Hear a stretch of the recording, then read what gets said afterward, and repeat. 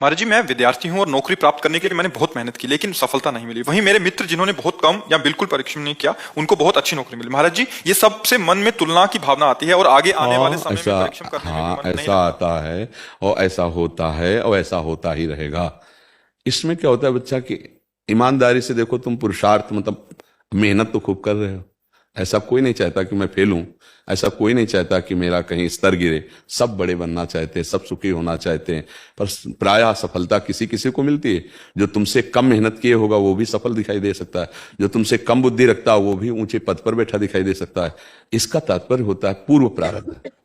अब इसे माने या ना माने, जैसे वर्तमान में हम मेहनत बहुत कर रहे हैं, पर हमारा कर्म है हमें दुख देने के लिए तत्पर है, तो हर जगह से मुझे गिरा रहा है, हर जगह से परास्त कर रहा है। व्यापार में घाटा, पढ़ाई में वो चाहे जितना पढ़े वो उतने नंबर नहीं ला पा रहा है, वो चाहे जितना प्रयास करे उसे। इंजीनियरिंग पढ़े बड़े बड़े और गांव गली में ऐसे बैठे, कोई उनको नौकरी नहीं मिल रही।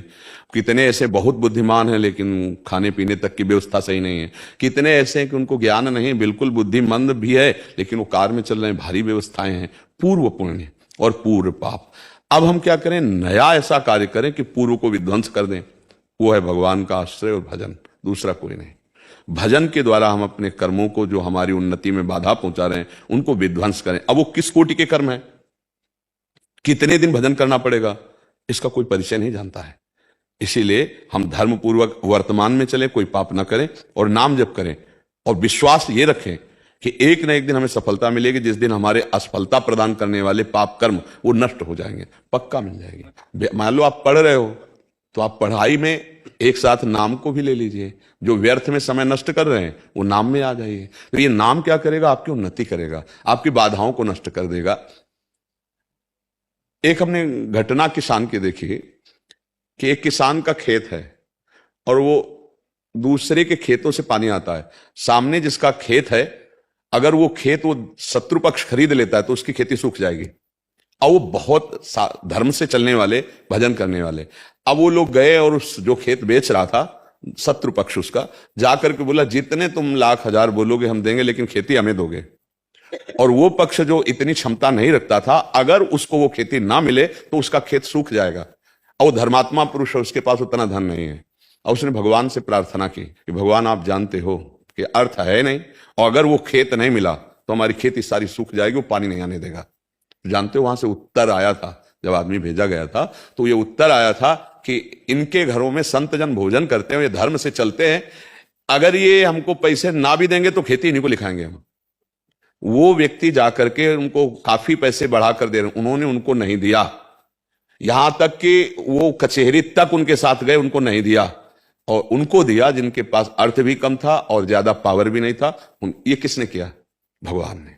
ये बात हम, और वो मिलते ही खेती में सारी सुविधाएं उनकी पहुंच जाएंगी, जल आदि की, जहां से ट्यूबवेल था। अगर वो ना मिलता तो उनकी खेती सुखा देते। ऐसे लोग स्वभाव के थे, हम नहीं जाने देंगे। हमें लगता है धर्म से चला जाए और नाम जब किया जाए। ये जीवन भर बात याद रही कि इनके घर में संत पाते हैं, ये धर्म से चलते हैं, अगर ये पैसे नहीं देंगे तो भी खेती लिखा देंगे हम, बेचेंगे तो उसी को बेचेंगे, वो चाहे जितना कम दे पैसा। ये बात किसने उनके दिमाग में डाली। अर्थ तो बड़ा प्रलोभन की चीज होती है, भैया बेच ही रहे तो जब जहां हमें ज्यादा मिल रहा है उसी को देंगे। लेकिन धर्म की बात, तो हम अगर धर्म से चलते हैं, नाम जप करते हैं, तो भगवान मति बदल देते हैं। हमें लगता है यदि हम नाम जप करें और धर्म से चले तो भगवान सहयोग करते हैं, ये देखा गया है। हर उन्नति हमारा पाप कर्म गिराना चाहता है, पाप कर्म बाधा देता है।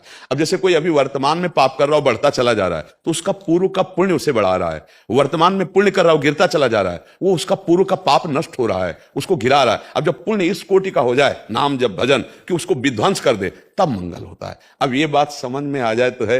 अब 4 दिन हम जपे और सोचा हमारी नौकरी नहीं लगी तो हम नाम जप छोड़ दें, तो फिर धैर्य पूर्वक न जपने के कारण फिर अश्रद्धा हो जाएगी। यदि हम नाम जप करें और खूब अच्छी पढ़ाई करें और प्रयास करें, तो हमारा प्रयास और भगवान की कृपा दोनों इससे हर काम हो जाएगा। हमारा प्रयास धैर्य पूर्वक और नाम जप, तो भगवान आपको परम धनी बना देंगे। वो लक्ष्मीपति हैं, क्या कमी है उनके पास, वो हमारा जीवन सुधार देंगे, इतना विश्वास कर लो।